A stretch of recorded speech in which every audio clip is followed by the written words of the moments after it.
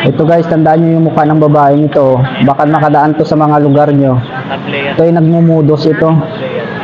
Tinatawag nito ipit peragang. So ayan o, nakapunta siya sa isang stall dyan sa palengke. Kunwari magtatanong lang yan o.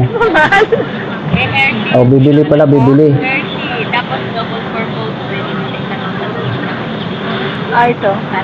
Ayan o, kinakausap niya yung tindera. Parang kinukuha niya yung loob ng tindera. Yan o. Siguro marami na siya na biktima nito. Marami na rin siya nabili eh. Ano kuya, dito na lang.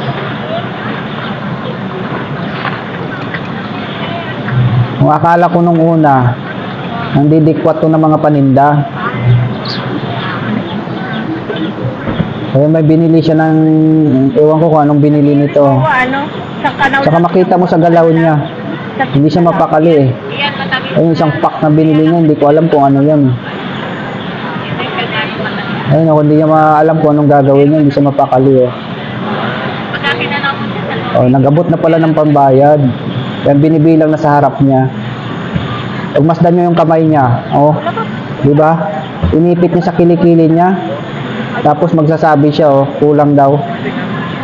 Ayan, oh.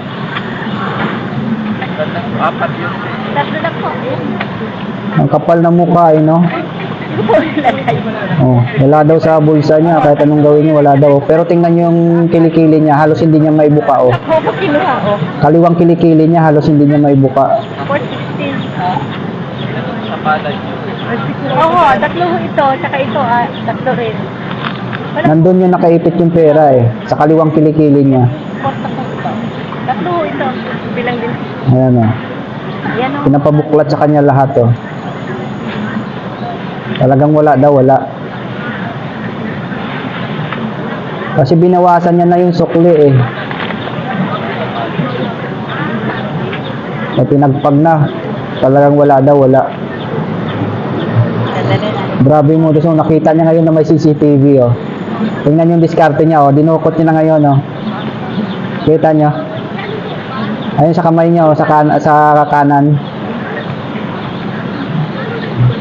Tinago niya sa plastiko para hindi makita. Pero may CCTV nakita niya sa oh, yun. Kita mo?